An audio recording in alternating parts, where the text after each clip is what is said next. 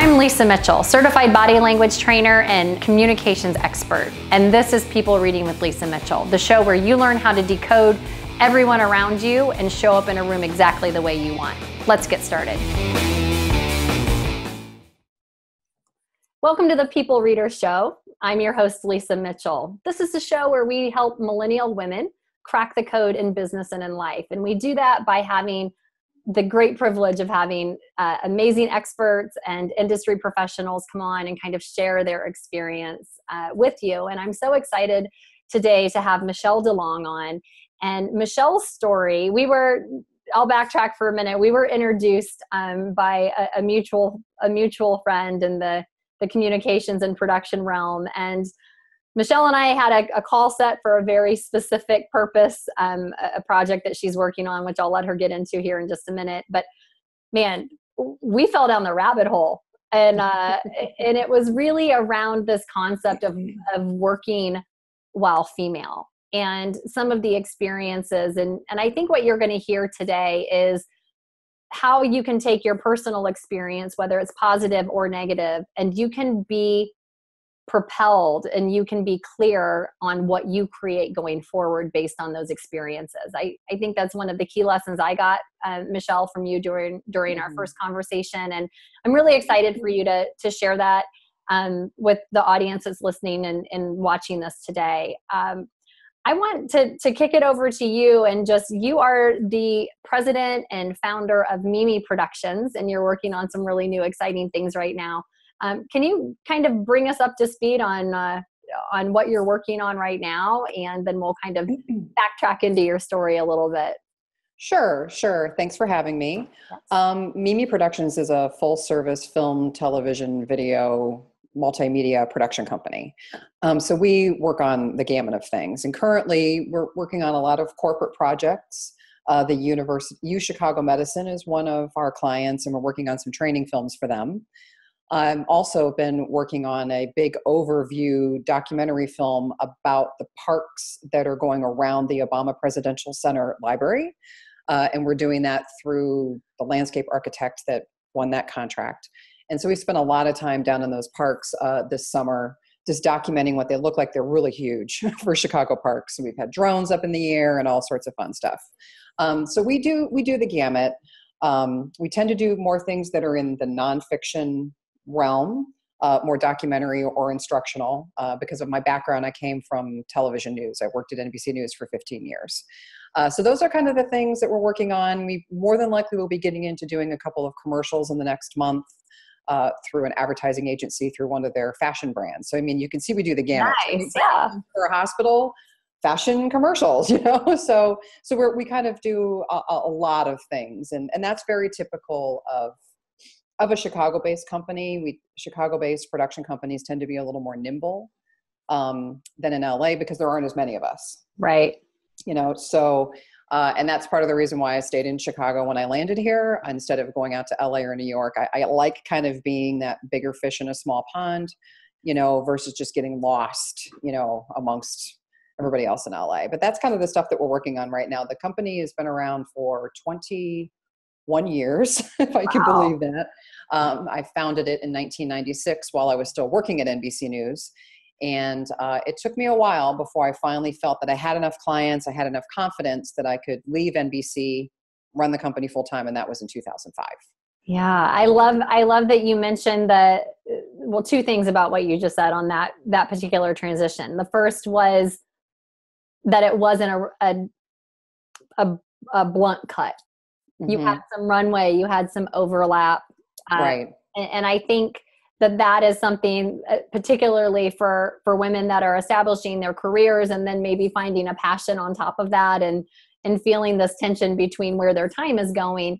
It doesn't necessarily have to go one place or the other. You can kind of manage through that transition and test the waters before you dive headfirst into your next venture. So I love that was part of your journey. And then also you mentioned the confidence. And that's something I talk a lot about is, where does our confidence come from? How are we showing up in a room? Are we giving the first impression that we're confident and competent, or do we look a little tentative and hesitant and make it Right. hard for people to buy into us. Where do you find that your source of confidence really comes from? Is it more competent based, or is it just identity based, or what do you think really helps you take the leaps and the risks that you're doing now? Um, I feel mine is more competent based, although I still suffer from the, I can't believe people are letting me do this. Imposter syndrome. You gotta Yeah. love that imposter syndrome, right? It's But like, do they even yeah, know? Do they I've, know? I've heard that though from people who have a lot of competency, that they do suffer from the imposter syndrome. Um, I've just always been able to get into different situations in this industry and just run with it. I think maybe partly it's because I started in theater when I was young. So I've been around, telling stories and putting on a show, since I was a preteen and into my teenage years. And I think that also gave me a lot of confidence because, very early on when I was working in the community theater and taking classes and things like that, sure, I was acting like everybody else was.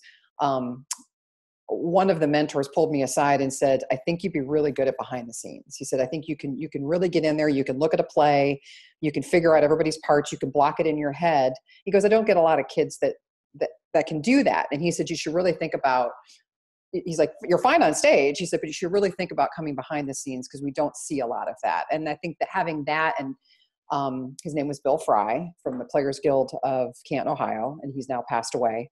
But he gave me that confidence as a young person, and so I would go home, I would take a play we were working on, I would block it all out, come back the next week, and I would show him my notes, and he was really impressed. So I think that also helped me too, to kind of say, yeah, I am competent at this. Yes, I can, do this. And that was great. Yeah, I think that having an advocate and having a mentor, we believe what people tell us, and a lot of times we more strongly connect to the negative things or Right. interpret things negatively. So I think to have a positive influence and an encourager, even at such a young Yeah. age, is so pivotal. So I love that was a force in your life. Now Mm-hmm. you weren't always running your own show, as you alluded to. You were with NBC, and then I know Yes. from our previous conversation that there's a chapter, several chapters even before then. And I think that one of the reasons I loved your story so much when we talked was the timeliness of it. It was, you and I first spoke right as the Me Too movement was really coming full blown into the collective consciousness, and when women are really finding their voice. And unfortunately, the common story is being undervalued or abused or harassed. And I know that that's a story that you can relate very, very strongly to. And I'd love to have you share some of the experience in your early career, and how you saw and how you managed through that level of harassment and degradation, and just what that experience was like for you, and how you found confidence to manage through that. Yeah. So, when I went to college, I transitioned from theater into more of this radio, TV, film thing. So I took that as my major and did theater as a minor. And throughout college, I really didn't experience, there were some things that happened, but it wasn't major. So I was all excited to get my first job in this industry. And I was really surprised that it was 3 months after I graduated and I received a call from a TV station back in my home state. And they said, we'd love to have you in to see if you would fit on our crew. And I thought, great. I went in. They offered me the job. Then I quickly found out that the reason why I was offered the job was because they needed to hire women on crew, because it was kind of like an affirmative action thing. And I quickly also found out that they didn't really want women there, that they just had to do it, especially amongst the crew managers. They really were not pleased. And it became clear to me that there was some discrimination going on, because they were hiring a lot of crew people at that time. And in order to be on the crew, they walked you out into the studio, and there was a big light sitting on the studio floor and a ladder, and you had to run the light up the ladder and hang it off the grid. And if you couldn't do this, then you couldn't have the job. I did it. I watched a lot of people paraded through, and one thing stuck out to me, that when they brought men in, they didn't have to run the light up the ladder. Only the girls had to do it. Really? Yeah. Unless you were a very, very, very attractive female who wanted to be more on camera, but you were doing this as your entry point and to get into the industry, they let that one slide. The other women figured out that it was probably because they kind of wanted that one around to kind of stare at her. To look at her. Yeah. To look at her. Then came the opportunities because I was working part-time, and I'll tell you, I was working part-time for $4.15 an hour. It sounds like it was 1925, but it was really 1988, 89. When a full-time job came up, a lot of us said, hey, okay, we're going to apply for it. And that's when the hammer came down. And they said, no, we don't really want the women to apply for full-time jobs because we're never going to give a woman a full-time job at this TV station. And so they just that blatantly said, yes, don't waste your time. Don't waste your time. Not available to you. And of course I did it anyway. And I, talked amongst the other male crew members who were my peers more, maybe a few years older than me, because at this time I was 21. I said, well, why can't women have a full-time job? And they said, oh, because that means you have to become a technical director, which means you run the switcher that changes, the cameras and whatnot. I said, so women can't run the switcher? What's the difference? So that went on for a while. And then I started to be sexually harassed by one of the crew managers. And I've heard a lot of these stories now. These women have come forward and, you're 21, this guy's 45. And sure, he was very, very, very attractive. And at first you kind of freeze and you think, oh, I guess I'm a little flattered, that this guy it thinks I'm, attractive, but it got really pretty severe and it went on until I left. Wow. And even another manager saw it happen and pulled me aside afterwards and said, don't tell anybody or else you're going to get fired. Wow. And so, yeah. So the last straw at that place was I had been passed over for a full-time job. I don't know. I can't even count how many times. And a guy had been hired part-time, like 2 months prior to this new full-time job opening up. As you can see, there's a lot of turnover at this place. Right. I'm catching the trend. Yeah. So he was given the job and I went into the big manager's office and I sat down and he's explained to me that I wasn't going to get this job. And he said, but we're going to let you keep your part-time job because you know how to stay in your place. And I thought, okay, I can't put up with this anymore. I am told that I'm not good enough to have a full-time job, that I'm a woman. I'm not allowed to be a technical director. I'm being sexually assaulted and harassed by a manager. There was even one day, I don't think I told you this, that very guy that got that full-time job, I was out with him and another director. And because we used to do commercials and all sorts of crazy stuff at this place besides news. And the three of us were standing out. I don't know what we were doing. The camera was off and they were kind of in front of the camera and I was over here and the camera was falling down. Like the tripod was like collapsing and falling down and they were having a conversation. And I'm like, hey, you guys, you got to stop. You got to grab the camera. It's going to fall over. The director took a clipboard and hit me with it and told me to be quiet. I was, I mean, what do you even do? I mean, clearly you're stunned because it's unexpected, as you don't expect to be whacked with a clipboard for trying to save a piece of expensive equipment. Right. But, okay. So I was mortified. I was mortified. What did you do about that? Was there any recourse you could take, or was it at that point I didn't, because it was still, I was just so disappointed because I thought my experiences in theater, although I know theater has a lot of issues, I didn't experience it as much because I was in children's theater, maybe because I wasn't with the adults. I didn't experience this that much in college. It just was like, I thought, oh, is this like all TV stations? Yeah. I was like, is this going to happen if I go somewhere else? And so a friend's boyfriend, she actually ended up moving in with me. He had left our station. He was a real sweet guy. He got into NBC. He knew what was happening to me, called me up and said, I'm going to get you out of there. I'm going to get you into NBC. He goes, it's not going to be, a guaranteed thing. It's only going to be part-time again, but it's way more money. This company is owned at that time by General Electric. They've got major rules, regulations. You're going to be fine. And so he got me out of there and then I left.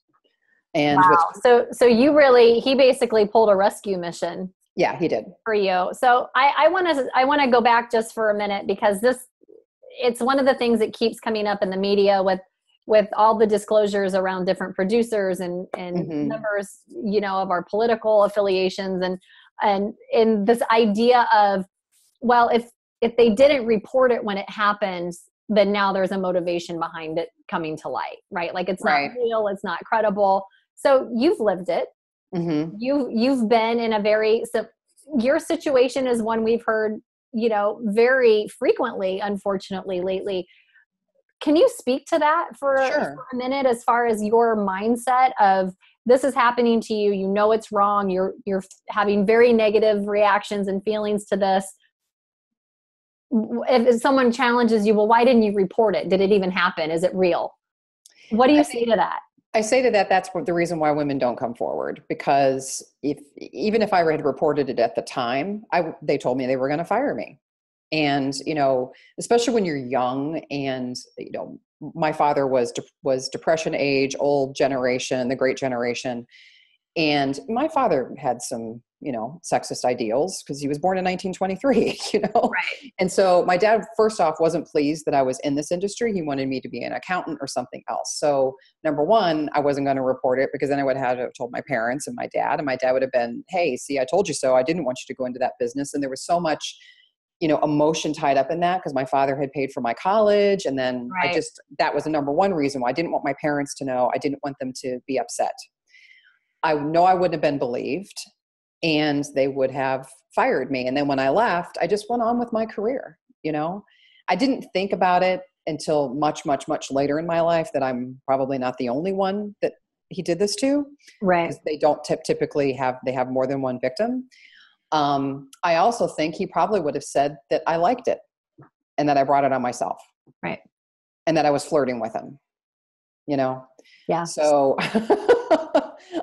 because I would freeze when it would happen, because I didn't know what to do. I was 21 years old. I didn't know where to go, so I didn't even talk about it with my roommate. It just so happened that her boyfriend saw it happening. I never really talked about it with anybody. Yeah. So I think that's why women don't come forward, and maybe now that this has all opened up, that women feel empowered, to come forward. And, as far as the case of what happened to me, I don't think I'm going to do anything about it. I don't know where this person is, but, and that's the other thing you think about too, because I think a lot of women have to think very, very, very hard.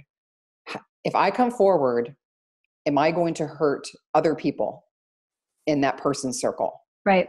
Are there wives involved? Are there children involved? How important is it for me to do that? And I think that women put so much weight upon ourselves. Like we think, because we're such circle thinkers, right?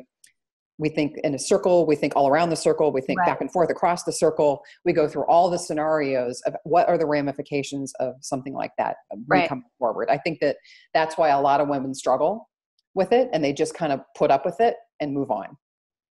Yeah, thank you. First of all, thank you for sharing your story and your experience. I know that it's not a topic that's pleasant to revisit. No. And it's very complex, and no amount of time makes it any easier to discuss.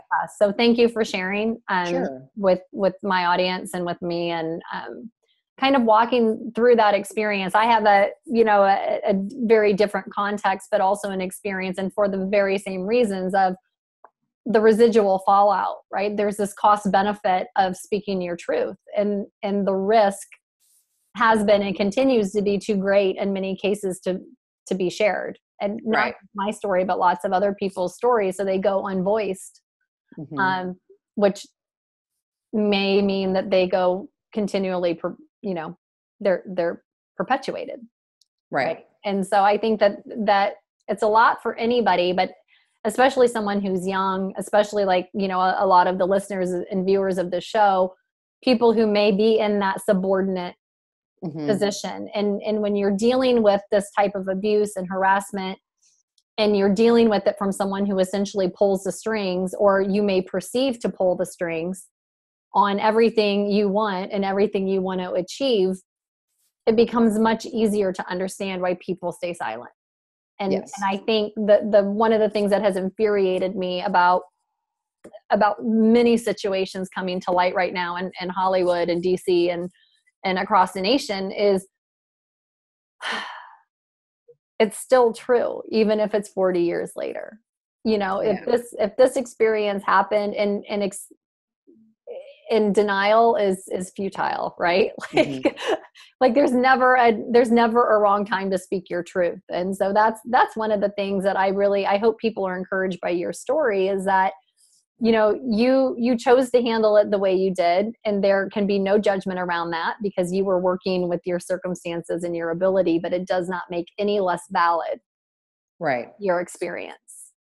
You know, so I want to encourage, you know, those of you that are listening and watching, that if you are experiencing this, that you have the right to handle it and to voice it or not voice it in a way that you can manage through, and in a way that you can be peaceful with, and in a way that helps remove you as quickly as possible from the situation, you know, and the person contributing to the harassment and the abuse, because it's not anything that should ever be tolerated. I don't care what the circumstances is. I don't care how powerful or how attractive or what keys this person holds to you. It's never justified, and you should never own it. Right. And so I want to commend you, Michelle, for sharing your story. And I know you were rescued, essentially. You had the opportunity and you took it. You didn't stay in a situation that was negative for you. And now you have built your own company in the same industry. Right. And how has that experience that you shared, how has that abuse and that harassment in the workplace helped frame and shape what you have built now? Well, after getting out of there and moving on to NBC, which was a great experience, it gave me the confidence to know that if anything like that ever happened again, that I didn't have to put up with it. And I didn't put up with it. And it was not nowhere near anything like that ever happened when I was there. And so it gave me the confidence to say, go away, leave me alone, you know, as far as that side of it's concerned.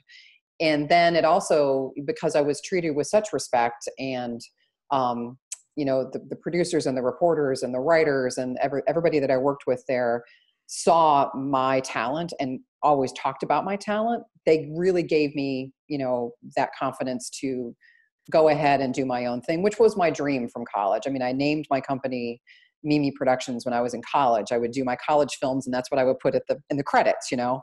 Right. And then I happened to I was an editor at NBC when I was there. Another editor came to me and said, hey, I have this side job working for the city of Chicago, and I'm not going to be able to do it anymore. And this poor guy, unfortunately, he was going blind. Isn't that terrible? Oh my gosh. He was going blind. He said, so could you maybe go in and do a couple of shifts and help me out? And so I built this relationship with this other woman who was the producer, and she had her own company. And that's when I really went and thought, you know what, I'm going to incorporate. I'm going to start a company. I went ahead and bought all my own editing gear, put it in the dining room of my apartment. And she and I would sit all day, all night long, putting together these shows that we did for the city of Chicago. In the beginning, we were working for the mayor's press office, and they were TV shows about things that Chicago's doing to make it great or making it work. And then eventually she and I moved on and went and did a couple of shows for the Department of Cultural Affairs. And so it was her name is Luann Freeze. We're still friends. Seeing her have her freeze frame production company. And I thought, hey, I'm going to do this too. So I worked on those shows with her for quite a while. And then in the early 2000s, I went back to more working full-time at NBC. Well, I figured out where I wanted to go. I was really kind of tired of editing, and I wanted to step into more producing and doing that side of it, and writing, and more of the creative and the beginning parts of the process versus the post parts of the process. Mm-hmm. So, you know, she's like, that's great. I'll go work with another editor. Good luck. Now, when you made that transition, because this is another theme that I try to highlight in my shows, is when you started seeing yourself differently from a technical to a creative. Mm-hmm. I think that's a space a lot of us are spurred by transition on. I was always an operations person. My brain works like an old school Visio map, and then I started honoring that creative part of myself and got in this kind of friction during that. Was that a smooth transition for you to kind of reframe how you saw yourself, or was that something you kind of had to talk yourself into being creative? It was smooth and not smooth, and I'll tell you why. So when I was in college and when I was in theater, I always thought I was going to end up working in fiction. And then by luck getting into NBC and ending up in the newsroom, I never thought in a million years I would ever work in news. It wasn't something that was my path. My path was, I'm going to make feature films, blah, blah, blah, whatever the thing is.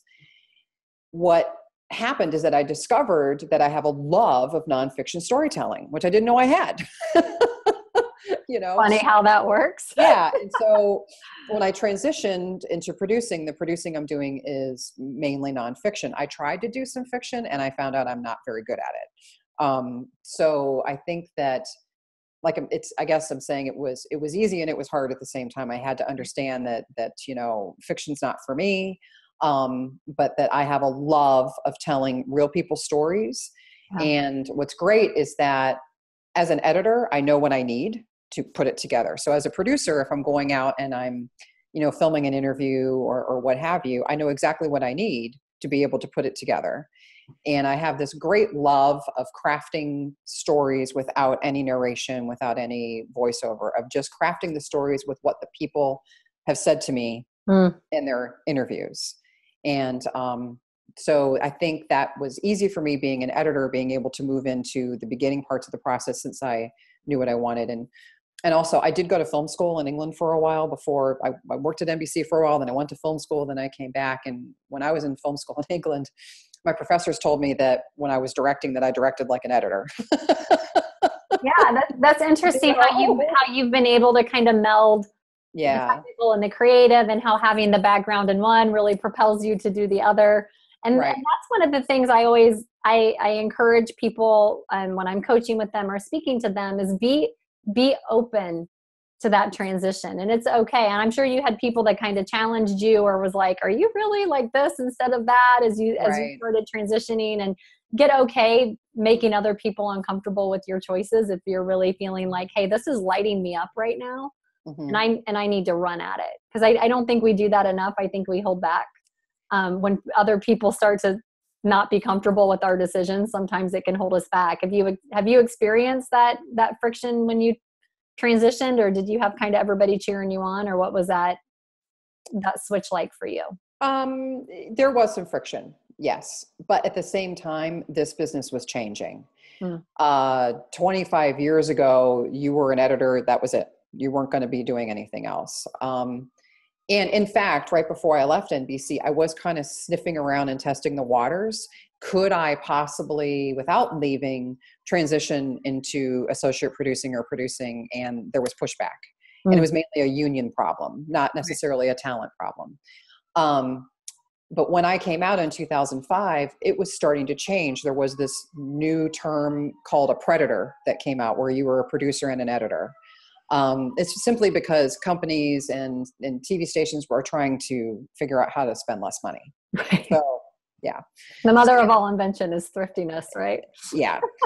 So this industry has now morphed itself, that we have people out there that are shooting, producing, writing, editing, and sometimes standing in front of the camera as the talent. And so this person's doing the job of 5 people. Yeah. So the business has dramatically changed. And I think that maybe one of the themes that you're hearing from me is that I've been able to kind of surf through all of these changes in my career. And I don't know if that's a symptom of the business that I'm working, the industry I'm in, or if that's the reason why I've survived, and been successful at it, because I've been willing to kind of, this is the wave we're going with now. Okay, we'll see where this goes. Yeah, I love that. And I think that's a lesson we can all take out of this conversation is one of the themes, and one of the ways, even when things were a little rocky, is that you were willing to look for the what's next. And you were willing to kind of step out and embrace that transition, instead of saying, this is what's meant for me, or getting stuck in one place because it's comfortable and known. I think that's really encouraging as we're looking at different career transitions and following passions and developing skills. You're going to do a lot of things. You're going to do them in ways different than you ever anticipate, and being flexible and being willing to go on that next step is really pivotal towards building, something like your production company.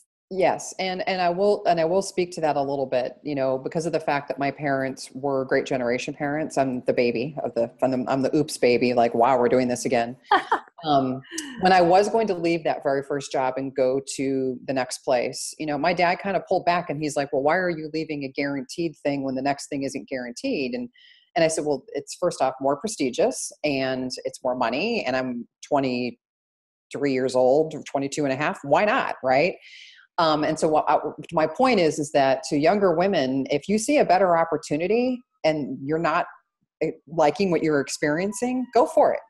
Yeah. Especially when you're young, you have so much time ahead of you, to just go ahead and go for it. And I would imagine that young women today, don't have those kind of conversations with their parents that I did, because their parents are more baby boomers and early Gen Xers, and they're a lot more flexible, and advice to them. But I think that's a common friction, because this is really the first generation, where it was okay. You are expected to have, 13 different careers essentially over the course of your working life. And that transition, that's, I get into that friction space with my family a lot, because again, you go to school, you do a thing for a company, and that's how it works. Why would you ever want to do anything different? And when I left a corporate job after 18 years to basically jump into thin air, I got some major pushback. There was a little bit of friction there.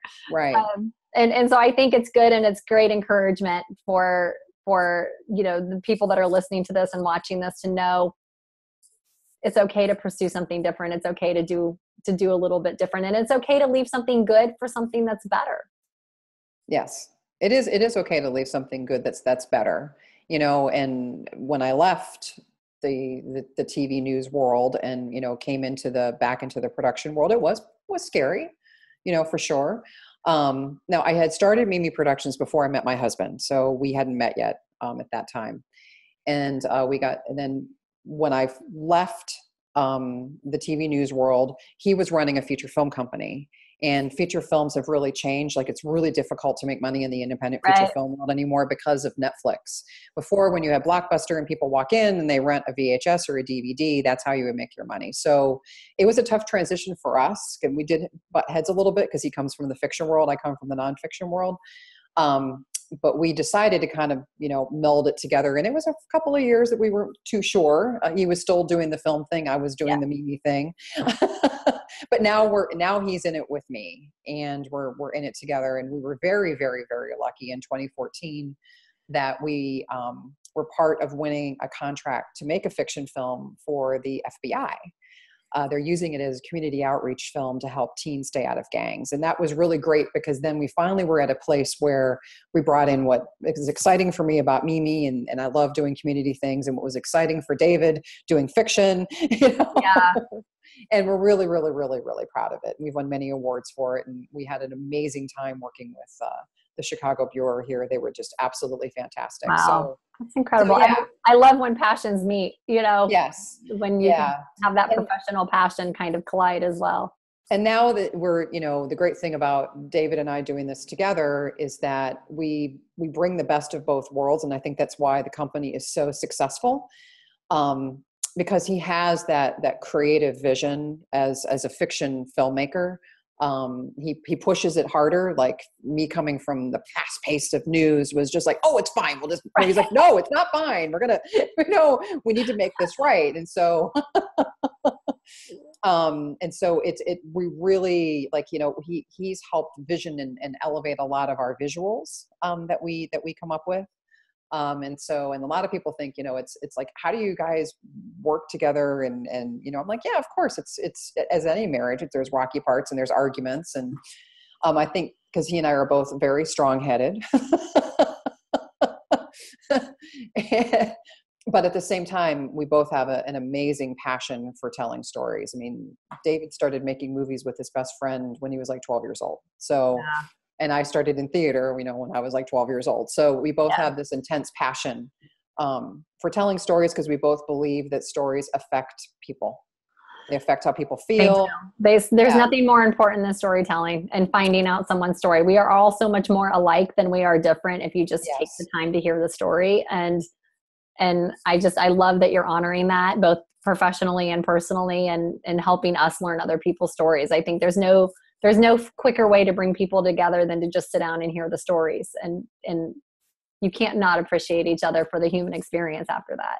Exactly. And the thing that both you and I believe very strongly as storytellers is that people are not always going to remember exactly what happened in the story, but they're going to remember how you made them feel. Mm-hmm. Yeah. And they're going to remember how you made them care. They're going to remember those kind of things. We have a little motto around Mimi Productions is that we help our clients make people care and make people feel, because that's what makes the impact, is the feeling that you had. And that's the same thing like why people get nostalgic about it's Christmas time. Now we have to watch Trading Places, or now we have to watch Coming to America, or now we have to watch This Wonderful Life, because we remember how we felt at that moment when we were watching it. Yeah.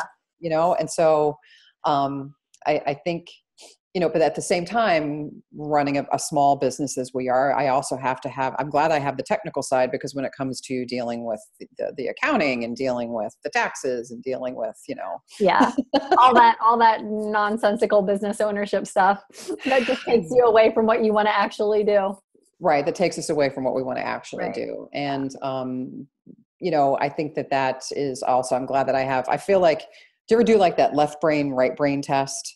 I always get, 60% right brain and 40% left, which is good. I have I need to have that analytical side, know?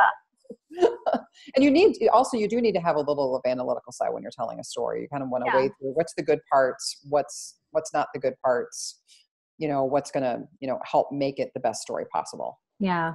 Well, I love your story, and I could talk to you all day, but I know you have a company to run and stories to tell. So I'm going to let you off the hook here, but I wanted to see, do you have maybe 2 or 3 tips that you think are really key for the men and women that are listening and watching this, that have been really helpful to you in helping to get you to what you're doing today and living your passions? Yeah. I mean, going back to me putting up with the situation that I should not have put up with at my first job, if you need to trust your gut, if you know and you feel that this is absolutely wrong, and let's say, like you said, you don't want to come forward, you don't want to risk that, you can walk away. Trust your gut. You're always going to be right. Your gut is always right. Don't let anybody else get in your head. Absolutely not.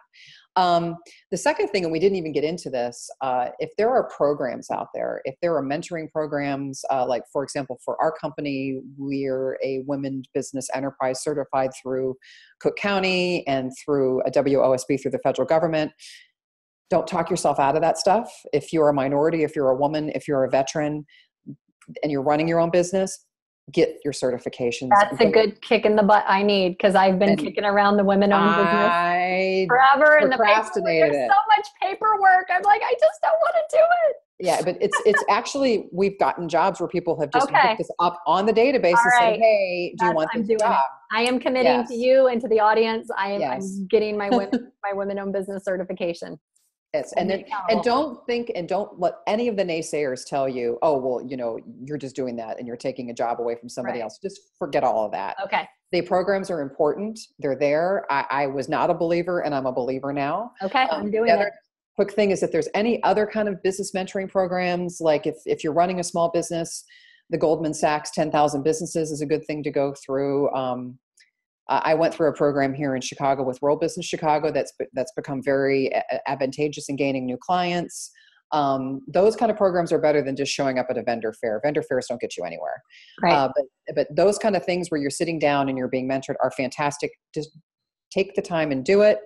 And then if you are young and you're experiencing some of the things that I experienced, whether it's discrimination or harassment, talk to other women and men who are your peers at your place at your job.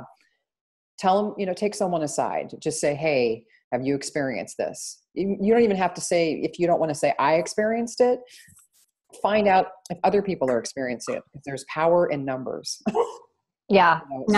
I love that. So trust your gut, get into mentoring certification programs, check out more in, interactive and kind of deep diving mentorships like the Yes. Goldman Sachs program, and talk to other men and women in your workplace to find collective experiences, especially if it's something that's dangerous or there's harassment or something that really needs to be collectively addressed. And definitely your peers. I would say those who are the same age as you and the same level of job status. Those are the ones that you want to get strength in numbers. I think you and I had talked about real briefly that there were women that got together, for example, at one company, and they were when they would sit around in a conference table with men and women mixed, and if a woman made a comment or a suggestion, other women in the room would back her up. Yeah. That stuff is also really important. So, use your peers as your allies and as your strength, because you're all in it together. Amen. I love it. All right, Michelle, I would love to have my audience connect with you further, find out more about your work, hire you for jobs that they need done on the production side. Not that you're looking for anything else to do. You got your hands full, but we're always open. It's always good to keep the pipeline going, right? Yeah. Exactly. So where can people find you, find out more about Mimi Productions, and just connect further? So our website is mimiproductions.com, and Mimi is spelled M-I-M-I. I named the company after my grandmother. It's not, so they can find us there. We're also on Facebook. If they just look under Facebook under Mimi Productions, we regularly update, our Facebook page as well. And we're located in Chicago. Awesome. We have an office on the north side of Chicago, and we're right on Western Avenue, which is the longest street in Chicago. Great. Well, I'm looking forward to getting in the same physical space with you soon. Yes. And the project that we're working on, I can't wait to see you in action and get to experience and benefit from all of your expertise. So I'm excited about that. Coming soon, everyone, coming soon. Yes, it's going to be a new talk show, and that's all we really want to talk about right now. Yes, new talk show, going to be super exciting. For anybody else that wants to know more about how you can show up in the room with more confidence, steps to feeling that you're leading with your confidence and your warmth, and not leaving your first impression to question, you can find out more at powerbodylanguage.com. If you want to deep dive into the course and get some tactical skills really quickly, it's powerbodylanguage.com/courses. Connect with me on Twitter and Instagram. You really can't get away from me these days. I'm kind of everywhere. But thanks as always for tuning into the People Reader Show. And until next time, be awesome. Thank you.